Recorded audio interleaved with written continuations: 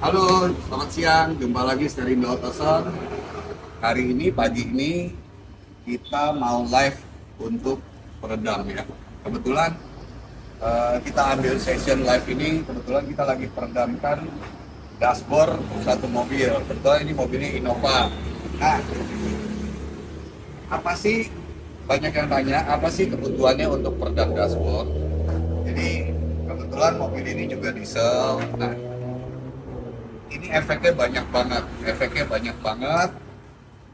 jadi kalau kayak fireball seperti ini itu biasanya dari pihak pabrikasinya itu kan kasihnya satu lembar ya, hanya satu lembar glass wool.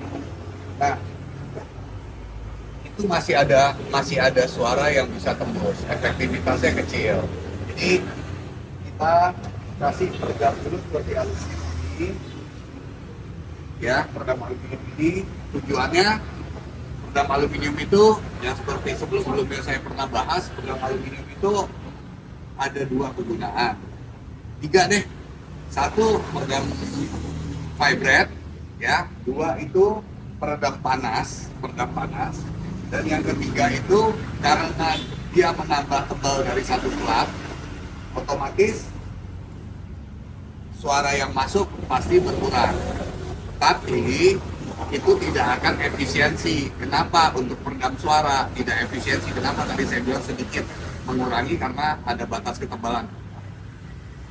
Aluminium itu sebenarnya bukan peredam suara. Aluminium itu peredam vibrate, peredam getar, peredam panas. Dia bukan peredam suara. Terus kalau peredam suara itu apa? Peredam suara itu sesuatu peredam atau bahan yang berongga. Nah, ini sesudah kita instalasi peredam aluminium, yang kegunaannya nomor satu untuk meredam panas dari luar, dari mesin. Nomor dua untuk peredam vibrate plat-plat mobil ini. Nah, yang ketiga kita akan tambahkan peredam akustik seperti ini. Nah, kalau peredam akustik seperti ini kebetulan saya pakai dari brand Dr. Artek, Barrier. Nah, kita bisa kasih lihat. Jadi di sini nih ada beberapa layer.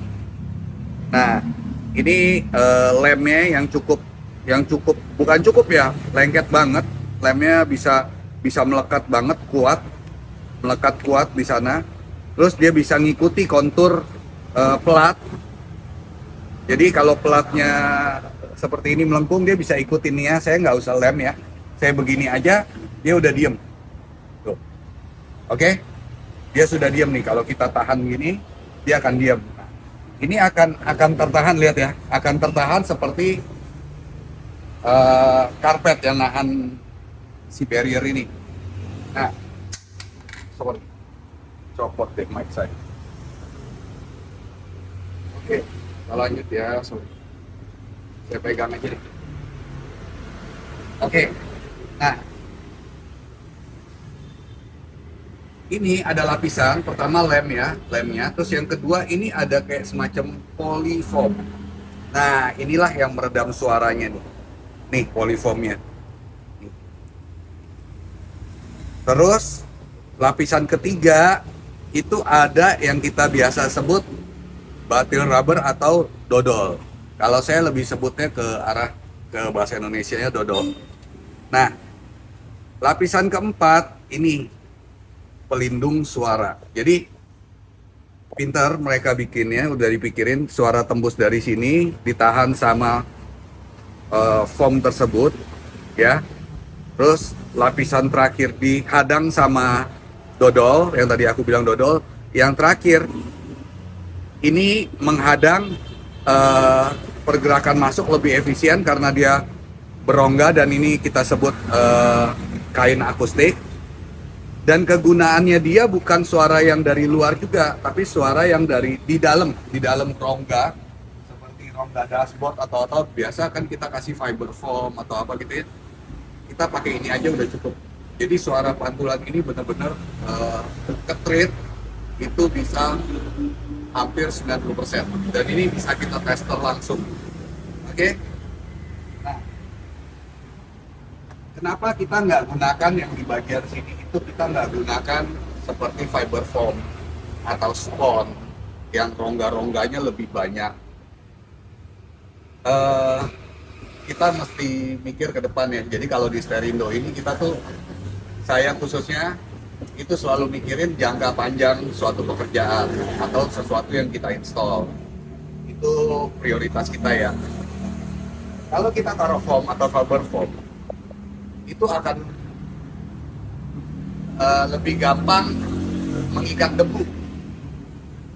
Kita memang nggak buka kaca ya, kita nggak buka kaca waktu kita berkendara atau kita merokok, nggak kan? Tapi waktu kita buka pintu itu debu pasti langsung masuk, dan itu bisa kita buktikan dengan pakai senter handphone aja, kita bisa lihat itu debu bisa masuk dengan banyak. Nah, itu akan ngumpul ke dalam sini.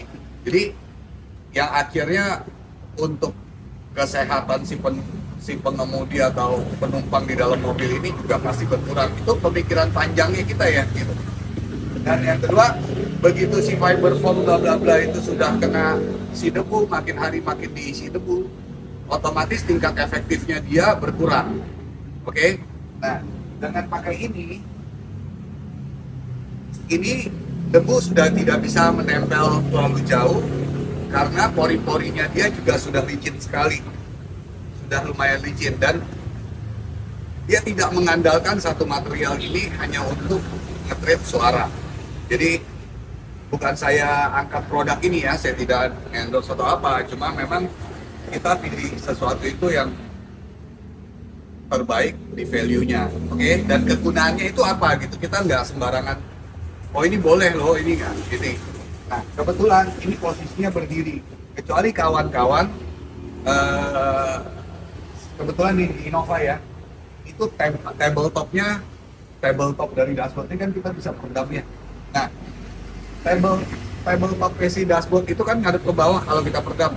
Oke, kalau itu mau dipakaikan fiber foam yang mungkin kawan-kawan udah pada tahu yang akustik putih itu. Nah, itu it's okay karena debunya nggak terbang ya, tapi kan istilahnya nggak untuk tingkat diikat sama si peredam tersebut nggak tinggi kalau peredam itu posisinya berdiri atau apalagi terbalik seperti ini gitu. Jadi kita mikirin ke sana. Nah, terus hal yang lain yang kita pikirin, suatu hari entah gimana kan kita mau tuh ada bongkar AC ya, bersihin AC, cleaner AC dari si pemilik, dari owner, atau pasang alarm lah, mau kabel bla bla bla gitu ya. Nah, itu kalau kita pakai fiber foam atau spon atau apa, nanti kita bongkar-bongkar atau si mekanik AC bongkar-bongkar itu akan ngerobek. Jadi dengan pakai seperti ini ya clean, di dalam dashboard tetap clean, tapi suara yang gaung wave yang ada di dalam itu, di dalam dashboard juga jauh berkurang dengan peredam seperti ini. Jadi kita mikirin jauh ke depan. Ingat, kita mikirin jauh ke depan itu efisiensi pengguna dan segala macamnya seperti apa gitu. Oke. Nah, ini perekaman dashboard, dan untuk semua mobil bisa nggak? Semua mobil bisa. Semua mobil sudah pasti bisa. Karena kan toh mobil itu dirakit di pabrikasi, dashboardnya pasti belakangan kan. Nah, itu pasti bisa kita bongkar. Cuma mungkin tingkat kesulitan dari beberapa mobil kita yang sudah kita pernah bongkar itu sampai range mobil tertinggi ya, mobil yang cukup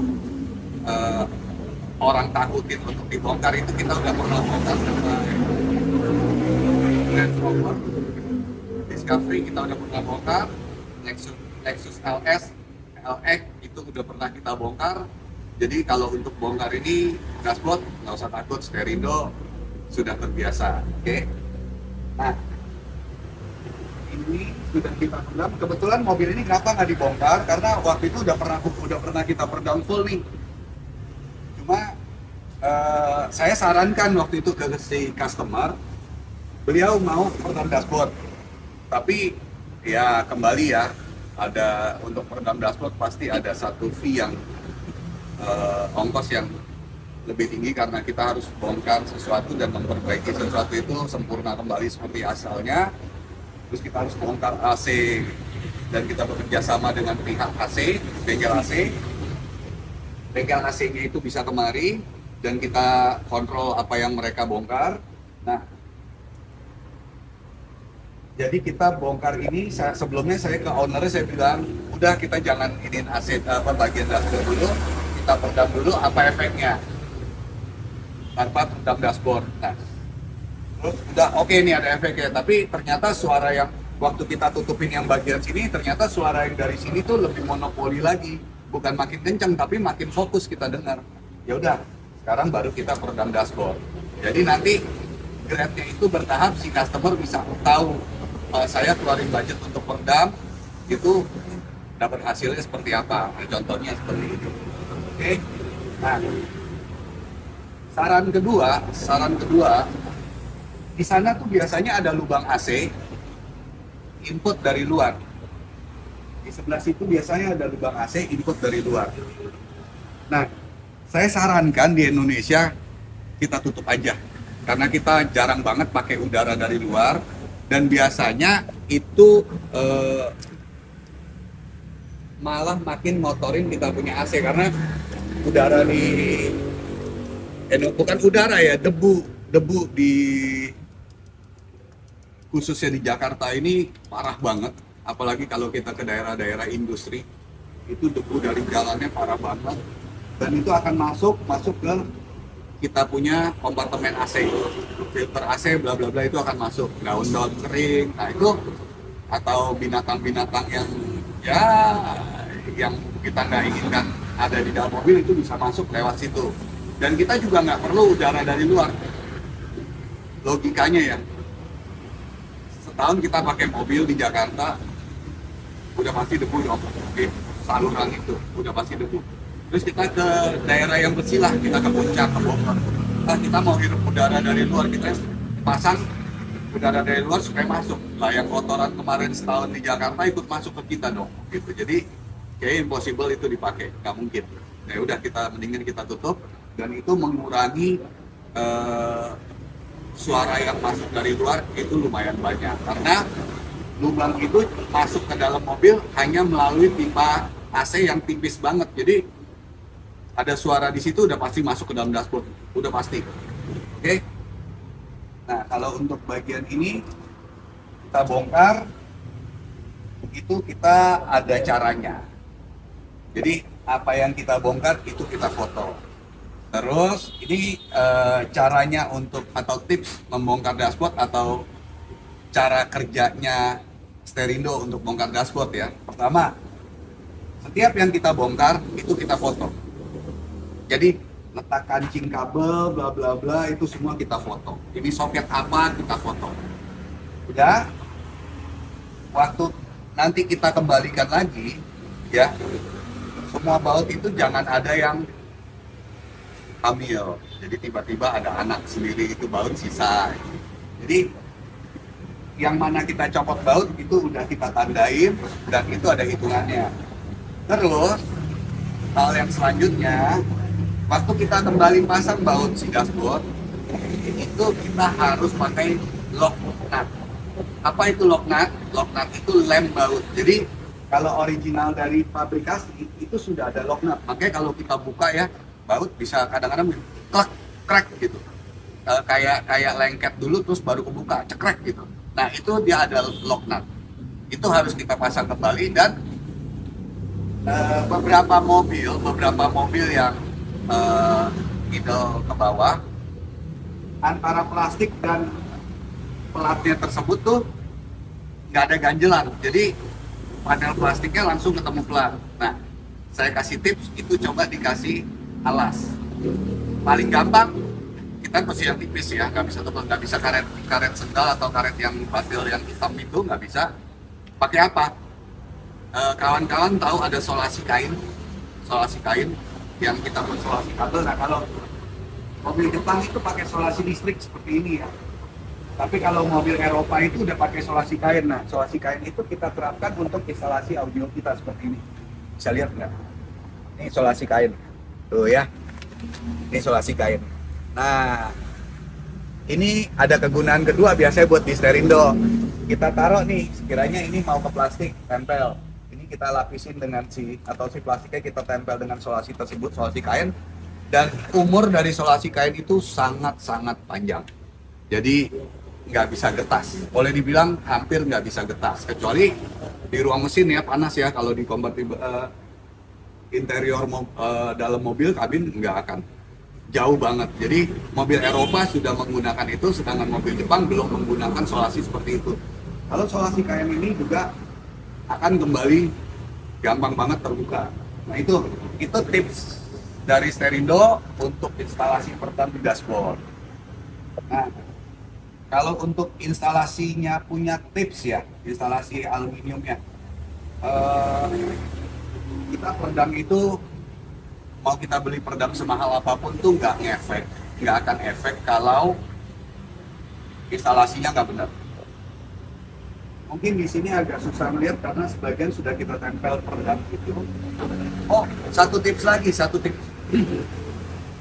Kawan-kawan bisa lihat itu ada baut ya. Itu untuk dashboard. Ya. Terus di sana, sorry Bang. Itu di sana ada bolongan-bolongan untuk kancing. Kenapa besar begitu? Oke. Pertama saya nggak mau ngeganjel kalau baut. Sama sekali saya nggak mau ada ganjelan, dia harus balik ke kondisi semula. Kedua, masalah kancingan. Masalah kancingan kalau akan nempel ke sana. Saya kasih contoh. Boleh saya minta kancing pintu, pinjam sebentar, cabut aja dari situ tolong. Satu. Oke. Nih saya kasih lihat ya. Kenapa banyak yang peredam semua, lubangnya tutup, nanti lubangnya ditusuk pakai obeng atau langsung dikasih kancing. Nggak bisa. Boleh lihat lebih dekat nggak ya? Ini lihat gapnya, ini kembang gapnya ini tipis banget. Ini cuma 0, sekian mili loh, belum sampai 1 mili. 0,7 mili, 0,8 mili. Itu untuk plat mobil. Jadi kalau kita kasih peredam lagi, si kancing ini akan masuk plat cuma segini, nggak akan ada di bawah ini, gitu loh. Nggak akan ada di bawah itu, dan itu banyak kawan-kawan yang nggak jadi mereka bilang, kok kenapa bolong-bolong? Oh Sandi, ya saya mau balikin kancing ini ke tempat originalnya, nempel plek. Kalau kita ganjel pakai peredam, kalau kita tusuk, si kancing ini nggak akan benar gitu, dudukannya nggak akan benar. Ini 0, sekian mili loh, bukan 1 mili gitu loh. Jadi itu tipsnya, itu tips yang sangat penting. Jadi nggak boleh itu namanya posisi kancing itu di lapis peredam, main ditusuk ini pasang, nggak bisa, nggak akan pernah bisa, gitu, nggak akan pernah lengket. Itu yang ngakibatin pintu-pintu semua bisa kebuka kembali. Dan yang ketiga, kalau memang ini kancing udah pernah kita buka dan kita pegang, kita pencet seperti ini, dan dia udah kayak gepeng bisa gepeng, atau di sini udah baik cacat, gantiin aja ke customer gitu. Kita udah sediain dan kancingnya original. Jadi kalau kancing yang bagus tuh bentuknya seperti ini ya, bukan yang kaki 3 yang tengahnya bolong atau kaki 4 yang tengahnya bolong. Ini kancing yang bagus. Ini originalnya mobil seperti ini, dan kita siapkan persis seperti ini. Oke, selanjutnya